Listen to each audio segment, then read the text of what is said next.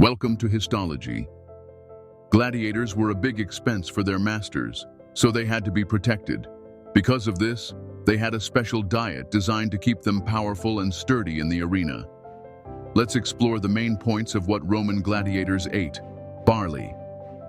Much of what we know comes from Claudius Galen's writings, one of the most famous Roman physicians who took care of gladiators in Pergamon in the 2nd century AD.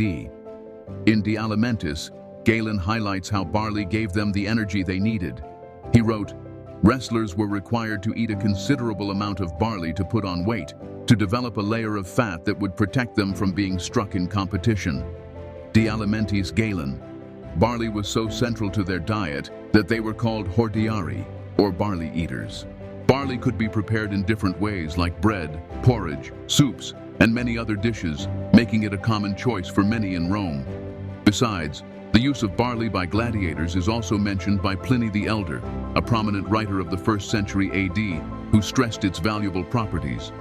Pliny states in Naturalis Historia that gladiators who compete in the games rely mostly on barley, granting them great strength and remarkable endurance, which helps them endure the rigors of combat.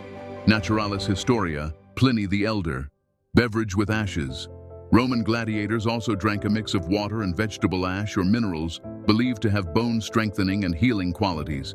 Archaeological work at gladiator burial sites in Ephesus, Turkey, revealed a high amount of strontium in their bones, showing they took in minerals as part of their diets. This was seen as proof of a regular ash and water or ash and vinegar drink. Galen comments on how mineral-packed diets and certain drinks supported bone healing. Although Galen never specifically described the ash beverage, his writings imply that Romans used mineral boosts to maintain strong bones. He wrote, "Those who are training need food to provide them with sufficient muscle and strength, and also to protect them against the ravages of exhaustion and injury." De Sanitate Twinda Galen. Not that much meat and milk. Contrary to what many think, Roman gladiators rarely ate meat in their routine meals. Meat was costly, and often a luxury reserved for higher social groups. Since many gladiators were slaves or prisoners, they had limited access to it. They focused more on carbs because they offered longer-lasting fuel. Meat was seen as less vital for performance, and if given, it was often chicken or goat, usually saved for special moments, maybe after a win or for special gatherings.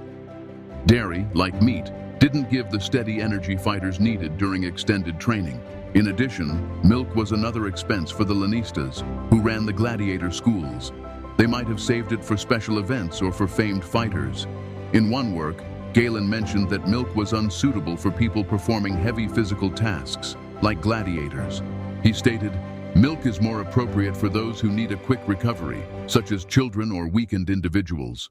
For those in training, like athletes, milk should be taken in moderation, as its effects are not long-lasting and it can lead to fatigue." Die Alimentorum Facultatibus, Galen. Legumes. Beans, lentils, and chickpeas were a key part of a gladiator's meals. They supplied plant-based protein and fiber, were affordable, and lasted well in storage, making them perfect for feeding many fighters in the Ludae, or training schools. Galen emphasized legumes and urged athletes and soldiers to eat them. He wrote, "Foods like lentils and beans are much preferred by those who strive for strength and endurance. These provide energy without overtaxing the digestive system, allowing the body to better withstand exercise and prolonged physical exertion." Die Alimentorum Facultatibus, Galen. Dried fruits. Items like figs and dates were highly valued in the Roman Empire, and they played a key role in a gladiator's food plan, mostly because they provided fast, efficient energy. Dried fruit also lasted a long time without spoiling, so it was simpler to store and carry around in the Ludae. Gladiators could take them to training sessions or even into the arena.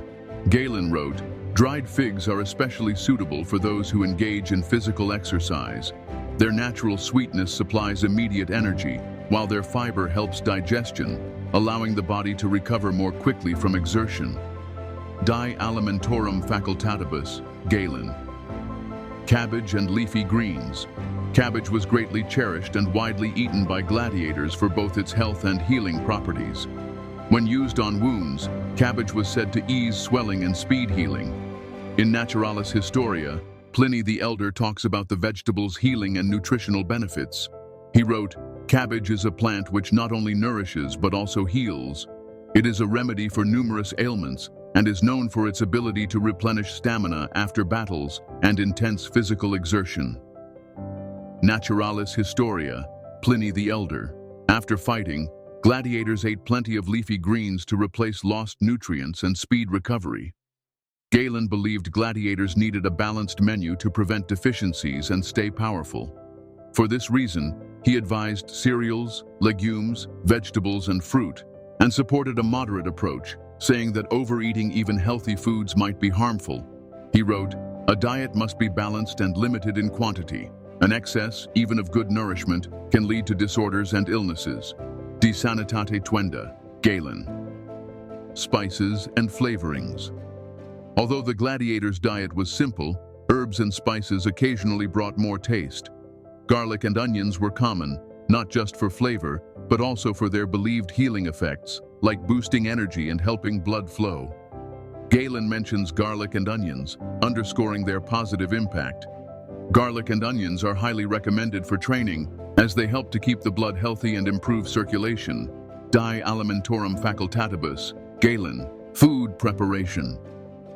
The Ludi Gladiatorae were places where gladiators lived, practiced, and received special care to enhance their performance in the arena. These schools were overseen by lanistas, who handled acquiring, training, and looking after gladiators. One of their main tasks was ensuring the fighters got a suitable diet to preserve strength, stamina, and well-being. Because gladiators were seen as valuable assets, lanistas carried a heavy responsibility for their care. Gladiators in these schools had to maintain peak fitness to attract crowds and boost fight income. Seneca, the Roman thinker, speaks of how vital the lanista's role was in keeping the fighters healthy. He wrote, "Lanistas are responsible for their gladiators remaining well-fed and prepared, since they rely on their strength and endurance to make a profit." Epistolae Moralis ad Licilium Seneca. In these schools, food was made in shared kitchens, where big batches were cooked every day for many gladiators. Skilled slaves managed the kitchens and prepared meals for the fighters. These slaves were often trained in cooking and adhered to the lanistas' rules to keep gladiators well-nourished. Appian, the Roman historian, in his account of the civil wars, describes the environment and care in these institutions. The gladiators are often kept in good health, with abundant food and rigorous training, assuring that they are ready for the fights. Bellum Civil, Appian. Lanistas and the school's physicians closely monitored what gladiators ate. They altered the menu as necessary to match training demands or help with healing. Diet adjustments were made as needed, boosting certain foods ahead of big matches or during downtime. Inside the schools, a strict hierarchy existed, and top-performing gladiators were often treated with special care, including added meals. They sometimes received superior items like meat or dairy, which were less common for ordinary fighters. In this manner, it's clear that even long ago, gladiator nutrition was planned to give them energy and support muscle renewal. If you enjoyed discovering more about Roman gladiators' eating habits, please like and subscribe to our channel. See you next time.